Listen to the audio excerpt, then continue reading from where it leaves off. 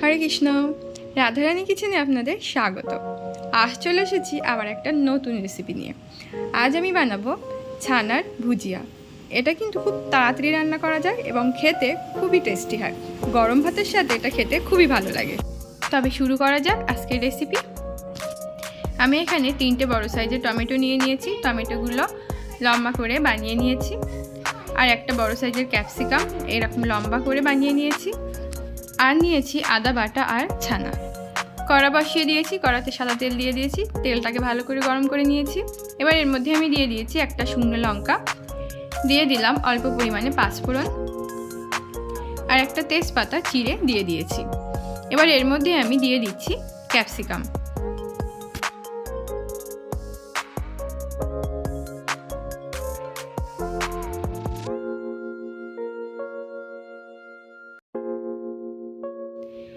এবার এটা আমি ঢেকে দিচ্ছি। ঢেকে দিলে তাড়াতাড়ি ক্যাপসিকামটা সিদ্ধ হয়ে যাবে। আর গ্যাসের ফ্লেমটা একদম লো করে দেব। 2-3 মিনিট পর ঢাকনা খুলে নিচ্ছি। ক্যাপসিকামটা সিদ্ধ হয়ে গেছে। এবার এটা আমি নামিয়ে দিচ্ছি।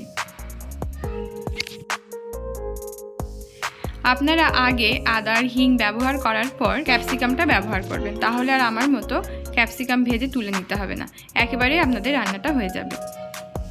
আমি যেহেতু আদা আর হিং দিতে ভুলে গিয়েছিলাম, তাই আমি ক্যাপসিকামটা তুলে নিলাম। ক্যাপসিকাম তুলে নেওয়ার পর যে তেল ছিল তার মধ্যে আমি অল্প একটু হিং দিয়ে দিয়েছি আর 1 চামচ আদা দিয়ে দিলাম। এবার এর মধ্যে আমি ভেজে রাখা ক্যাপসিকামটা দিয়ে দিচ্ছি।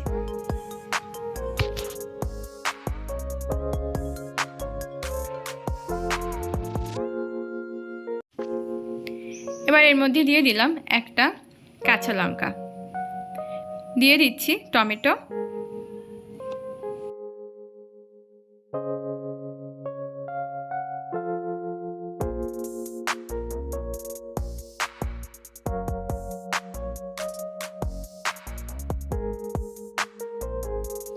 দিয়ে দিলাম পরিমাণ মতো লবণ,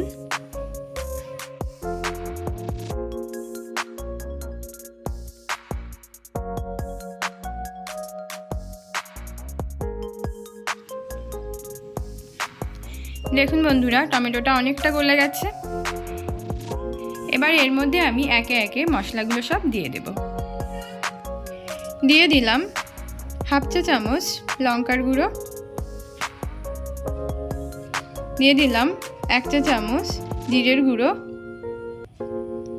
অল্প পরিমাণে মরিচের গুঁড়ো আর দিয়ে দিলাম অল্প পরিমাণে গরম মশলা। এবার সব কিছু আমি একসাথে মিশিয়ে নিচ্ছি।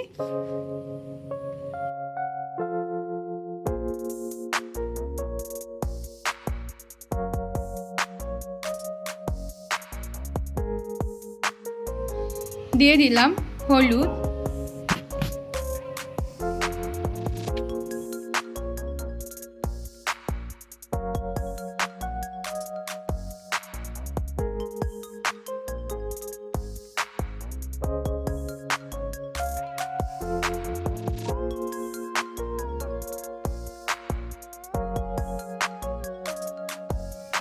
দেখুন বন্ধুরা টমেটো খুব ভালোভাবে গলে গেছে। এবার এর মধ্যে আমি ছানা দিয়ে দেব। ছানার পরিমাণটা একটু বেশি পরিমাণে দিলে ভুজিয়াটা খেতে খুব ভালো লাগে। আমি এখানে 100 গ্রামের মতো ছানা দিয়েছি। এবার খুব ভালো করে ছানাটা আমি মিশিয়ে নিচ্ছি।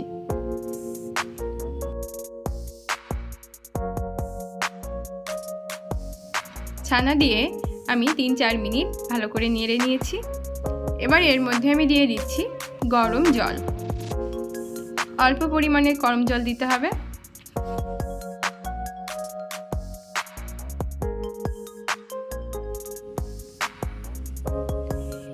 এখানে আমার হলুদটা কম হয়ে গিয়েছিল, তাই আমি আর একটু হলুদ দিয়ে দিলাম।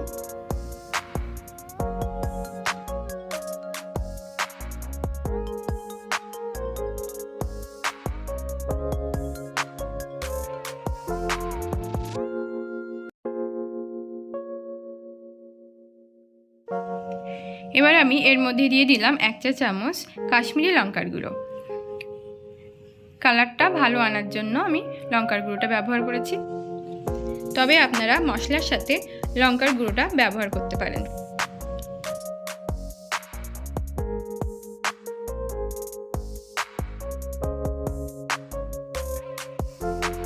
মাঝে মাঝে এটা খুন্তি দিয়ে নেড়ে নিতে হবে, না হলে কিন্তু এটা তলায় লেগে যাবে।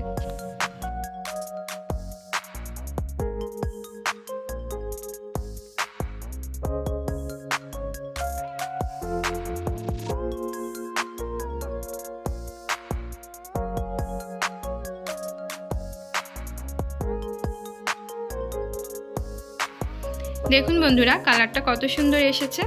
এটা কিন্তু প্রায় হয়ে গেছে। এবার আমি এর উপরে একটু সর্ষের তেল দিয়ে দেব।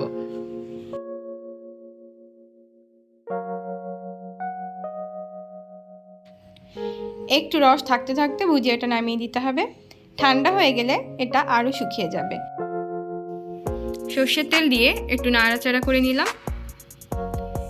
এবার এটা আমি নামিয়ে দিচ্ছি। ভুজিয়াটা আমার একদম রেডি হয়ে গেছে।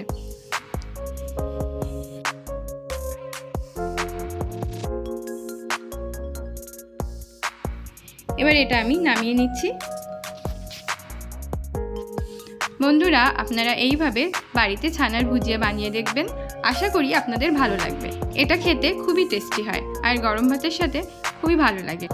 আর এই ভিডিওটা যদি আপনাদের ভালো লেগে থাকে তবে অবশ্যই আমাকে কমেন্টে জানাবেন। হরে কৃষ্ণ।